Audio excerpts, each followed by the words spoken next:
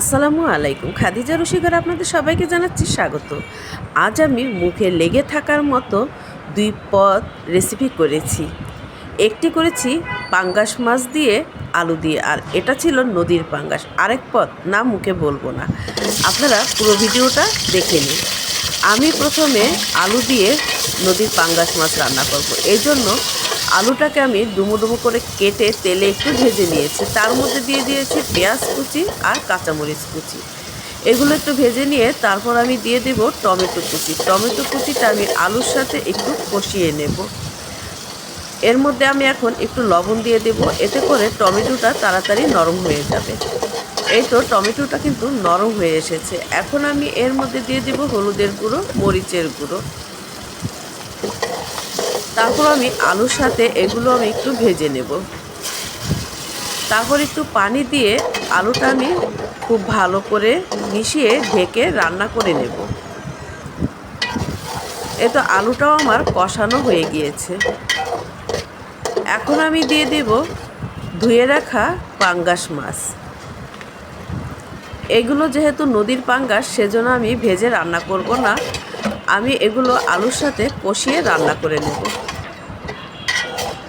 এখন আমি মাছগুলো আলুর সাথে খুব ভালো করে কষিয়ে নেব।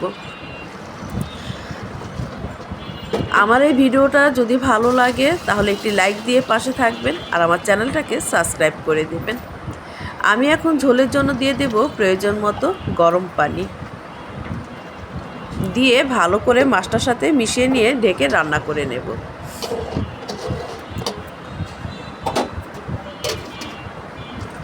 এই তো দেখুন ঝোলটা কমে এসেছে। এই পর্যায়ে আমি দিয়ে দেব ধনেপাতা কুচি, আর দিয়ে দিয়েছি শাক বাটা, সেটা স্কিপ হয়ে গিয়েছে।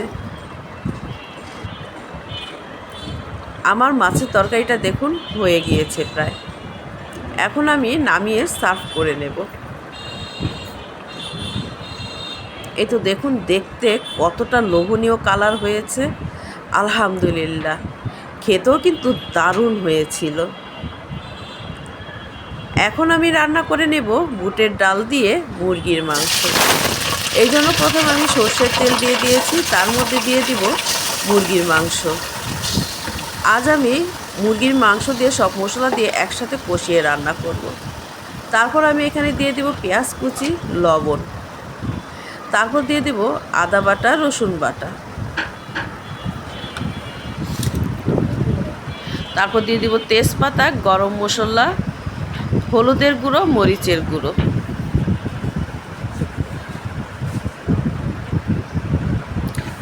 আমি এখানে জিরা বাটা আর এলাচ এগুলো কিন্তু দেইনি, আমি এগুলো পরে শিলপাটায় বেটে দিয়ে দেব। এখন আমি মুরগির মাংসটা কষিয়ে নেব।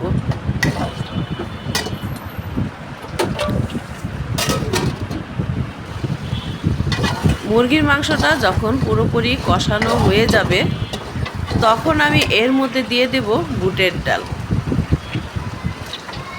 আমি এই বুটের ডাল 1 ঘন্টা আগে সুন্দর করে ধুয়ে ভিজিয়ে রেখেছিলাম। এখন আমি দিয়ে দেব সেই জিরা বাটা, এলাচ আর লবঙ্গ বাটা। আমি দারচিনিটা কিন্তু আগেই দিয়ে দিয়েছি। আমি এই বাটা মশলাটা দিয়ে খুব ভালো করে মুরগির মাংস এবং বুটের ডাল ভালো করে কষিয়ে নিয়ে তারপর আমি এর মধ্যে দিয়ে দেব ঝোলের জন্য গরম পানি। অবশ্যই কিন্তু গরম পানিটা দেবেন, এতে করে মুরগির মাংসের স্বাদ এবং কালারটা কিন্তু দারুণ হবে। এই তো আমার মুরগির মাংসটা প্রায় হয়ে এসেছে। এই পর্যায়ে আমি কিছু কাঁচামরিচ মাঝখান থেকে ভেঙে দিয়ে দেব। আমার মুরগির মাংস রান্নাটা হয়ে গিয়েছে।